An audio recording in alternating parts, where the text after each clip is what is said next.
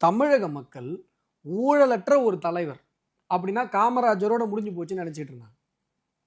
ஏன்னா தமிழகம் வந்து அந்த எளிமையான ஒரு வாழ்க்கை, ஊழலற்ற ஒரு வாழ்க்கை அப்படிங்கிற ஒரு அரசியல்வாதிகள், அரசியல் தத்துவத்தெல்லாம் ரொம்ப தூரம் கடந்து வந்துட்டாங்க இந்த 60-70 வருஷத்துல. ஒரு கவுன்சிலர்கிட்ட வந்து கோடி ரூபாய் கார் இருக்கு இன்னைக்கு.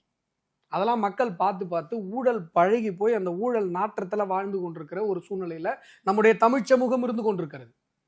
இப்ப பாரத பிரதமர் நரேந்திர மோடியை பார்க்கும்போது அவங்களுக்கு என்ன தோணுதுன்னா, ஏடா காமராஜர் வாழ்ந்த மாதிரி, பக்தவச்சலம் வாழ்ந்த மாதிரி, ஓமந்தூர் ராமசாமி ரெட்டியார் வாழ்ந்த மாதிரி, அந்த காலத்து தலைவர்கள் எப்படி ஒரு எளிமையான கக்கன் வாழ்ந்த மாதிரி ஒரு வாழ்க்கைய இன்னைய தலைமுறையில 2025 ஒரு மனுஷன் வாழ்ந்துட்டு இருக்காரு. அவருடைய சகோதரர்கள் ஒரு ஒரு ஒரு அண்ணன் வந்து ரிட்டையர்டு, ஒரு கலெக்டர் ஆஃபீஸில் ஒரு சாதாரண போஸ்ட்ல இருந்து ரிட்டையர் ஆயிருக்காரு. அவர் என்ன வாழ்க்கை வாழணுமோ அதை வாழறாரு.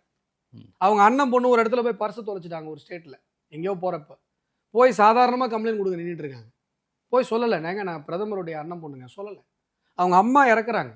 அந்த அம்மா இறந்ததுக்கு 4 மணி நேரத்தில் போயிட்டு அவங்களுக்கு இறுதி சடங்கு பண்ணிட்டு வந்து அடுத்து பாரத பிரதமருடைய பணிகளை கவனிக்கிறார். இதெல்லாம் மக்கள் பார்க்குறாங்க.